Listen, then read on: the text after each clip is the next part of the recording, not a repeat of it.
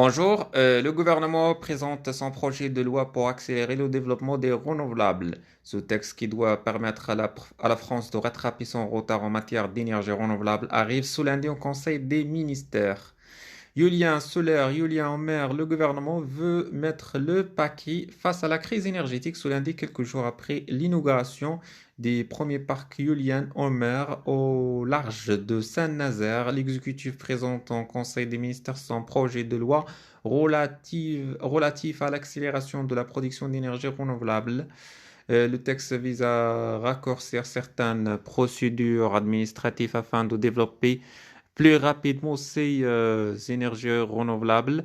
Le projet de loi placera les concertations en amont de tous les projets pour éviter de faire face à de nombreux recours à une fois les travaux lancés, a expliqué ce week-end le ministre chargé de la transition énergétique, Agnès Banni-Runacher, dans un entretien au Télégramme. Il faut dire que les objectifs fixés par le président de la République sont ambitieux multipliés par 10 le solaire atteindre 50 parcs éoliens en mars, plutôt en mer contre un seul aujourd'hui, et doubler la puissance de production d'éoliennes terrestres, le tout en écoutant les oppositions au projet grâce à des concertations.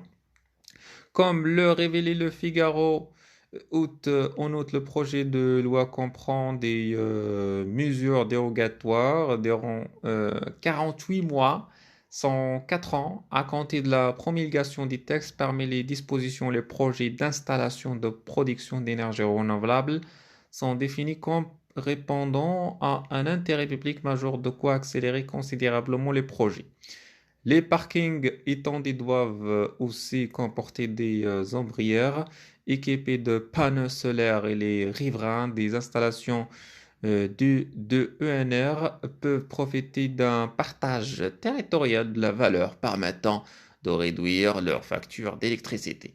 Le texte est vu comme particulièrement stratégique alors que la France va faire face à plusieurs années d'approvisionnement limité en électricité. Mi-septembre, le gestionnaire de réseau RTE notait que les tensions actuelles s'expliquaient notamment par la fermeture de nombreux moyens de production au charbon et au fioul, combiné au retard pris dans la mise en service des renouvellements de l'UPR de Flamanville et à la forte réduction de la production des parcs nucléaires existants. Les difficultés devraient durer jusqu'en 2024 selon RTE. La route à parcourir pour rattraper le retard de l'Hexagone en matière de ENR.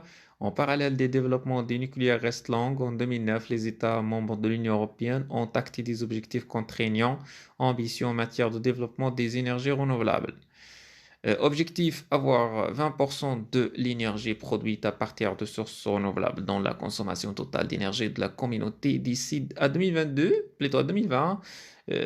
Donc si 20% était l'objectif global pour l'Union européenne, chaque État membre avait son propre objectif qui pouvait être plus ou moins ambitieux selon son point de départ, son PP et sa politique. La Belgique devait atteindre 13%, le Danemark 30%, la Lettonie 40% et la Suède 49%. La France, de son côté, s'engageait à atteindre 23%, plus de 10 ans plus tard. La France fit figure de cancre, étant le seul pays à ne pas avoir atteint son objectif. Selon les données de la Commission européenne, l'exécutif devra cependant composer avec les oppositions au projet d'extension des énergies renouvelables, qu'elles soient locales ou nationales. Les associations environnementales s'inquiètent elles aussi de l'accélération des projets et de la multiplication des sites d'implantation au détriment de la faune locale, des recours et des études qui nécessitent des temps en parallèle également. Il lui faudra mener les gigantesques chantiers nucléaires qui doivent